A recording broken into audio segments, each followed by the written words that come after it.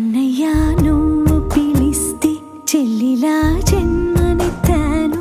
హాయి హాయిగా నువ్వు నవ్వితే ఎంత ఎంత మురిసిపోతాను. అన్నయ్యా నువ్వు తలిస్తే కళ్ళ ముందు వాలిపోతాను. నువ్వు పంచిన ప్రేమకెప్పుడు రుణపడిపోయే ఉంటాను.